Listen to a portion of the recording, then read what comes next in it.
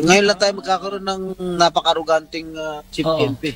For me, kung ako tatanong, that is not a good choice. Ano bang achievement ni Torre? Yung pagkakulong kay Kibuloy, yung pag-alis kay PRRD, yung post kay Mejal Dia.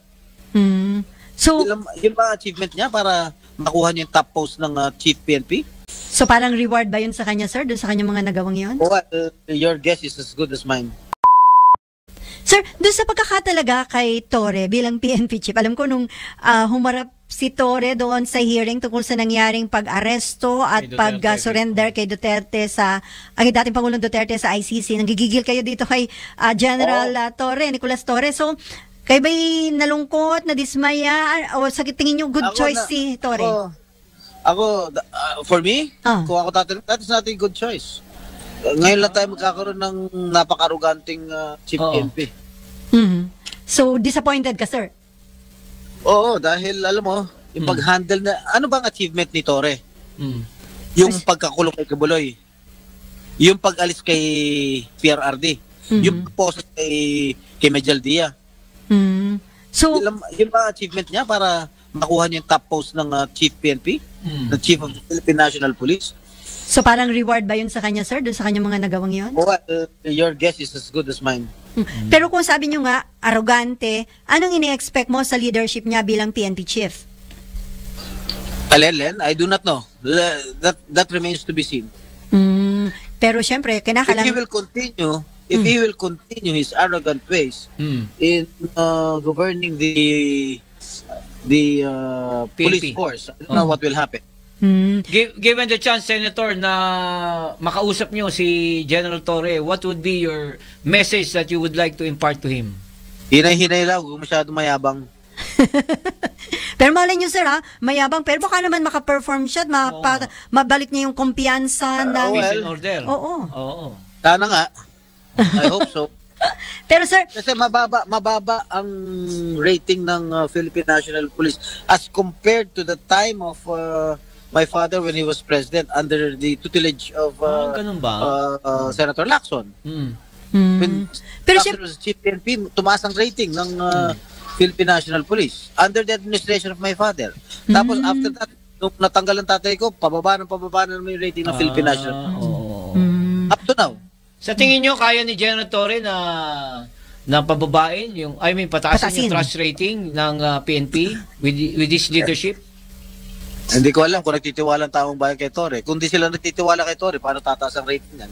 Pero may tiwala sa kanyang Pangulo. The mere fact na siya po ang itinalaga. May tiwala sa kanyang Pangulo. So be it. Di sana mag-perform siya na maganda. Pero tama ba, sir? Sana wag niya sirain yung pagtitiwala ng Pangulo sa kanya. Ayun. Pero tama ba? Parang siya ba yung kauna-unahang PNP chief na hindi graduate ng PNA, kundi ng PNPA? Well, that is the prerogative of the president. He can appoint any police officer kahit 1-star general lang yan, 2-star lang yan, o kahit tiniente lang yan, colonel lang yan. He can appoint anybody. That is the prerogative of the president.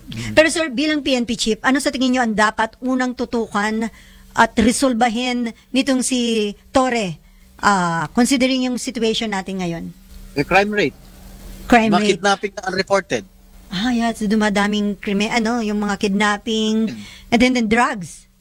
Drugs.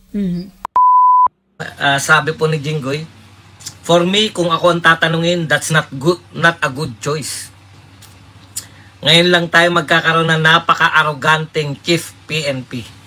Okay, marami po tayong opinion at ako po ay naniniwala kay Jinggoy na hindi po good choice, sa kanya dahil napaka-arrogante. Nakita naman natin sa napakaraming pagkakataon yung pagiging arrogante. Depende po sa pananaw kung ano yung arrogante. Pero marami talagang pakiramdam nila napaka-arrogante talaga nito. Biruin mo, ang kaharap mo dating presidente ng Pilipinas. Never pa po akong nakakita ng isang pulis kahit na anong ranggo, lalo na mataas, general pa yan, never pa po akong nakakita ng police general, kahit military general, na umakto po sa harap ng isang former president ng ganyan, So, may punto po rito si Jinggoy, Jinggoy Estrada, na napaka-arrogante. Ako po,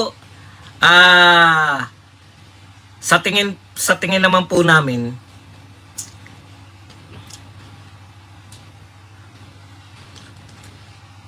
sa tingin ko naman po, tama po yun na hindi good choice to kay BBM.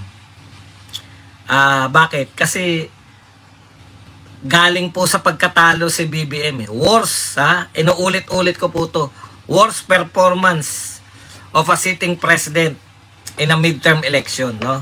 Siya lang po ang ganyan natalo sa midterm election. Ibig sabihin, sabi niya nga rin, ayon din kay BBM, the people have spoken. Di ba?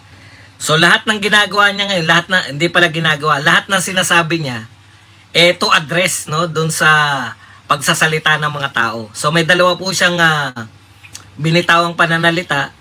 Yung open siya sa reconciliation with the Dutertes.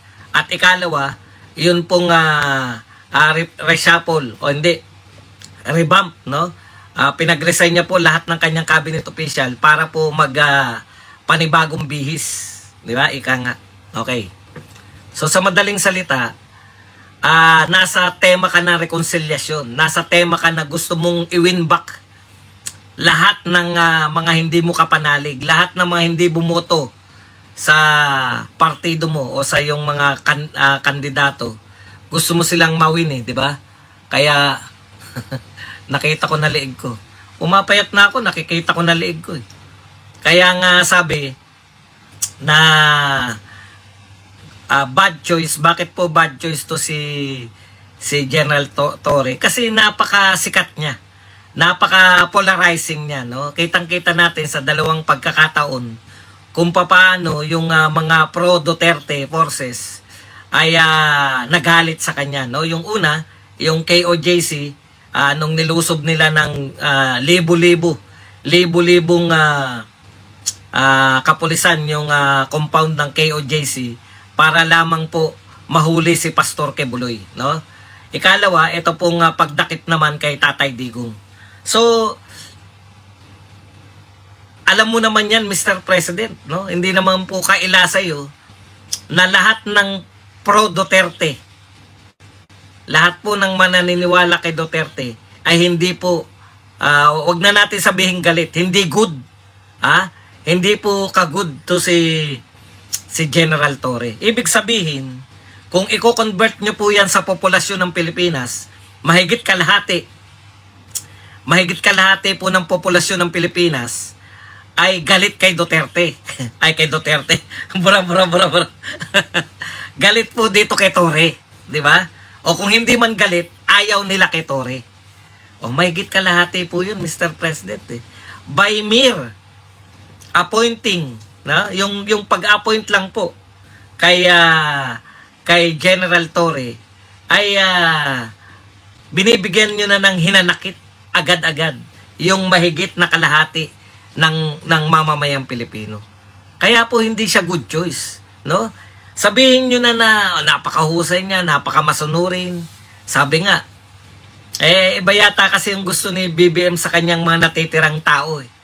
Sa mga natitira niyang tauhan, sa natitira niyang taon, inihanda niya po lahat ng mga tauhan niya, yung mga palaban. Mga palaban sa kalaban. Yung perceived nilang kalaban. Kaya lang po, yun nga, no? Kung ang purpose mo sa madaling panahon ay ma-win back yung mga nawala mong supporter, yung mga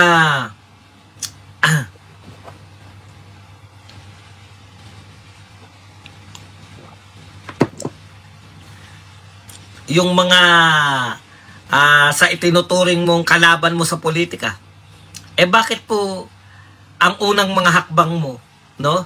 Papatungo po sa paghahati-hati ng mga Pilipino. Di ba? Yung mga tinanggal mo at mga inalis.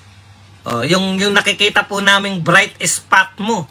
Yung pinaka, kumbaga, kahit papano wala kaming masabing mga Duterte supporters. Kahit papano nakikita namin na parehas. Kahit papano nakikita namin may paninindigan katulad ni Menandro Guevara. Tinanggal mo sa pwesto. Pero yung mga taong sa inakala namin ay magbibigay buhay, magbibigay daan para sa reconciliation kung pinagtatanggal nyo. Kasi kinasuhan na nga May mga kaso nga 'di ba? Yan yung mga niretain nyo, yung iba na-promote pa. Mahigit na lang kalahati, wag na 90%. Di po ba?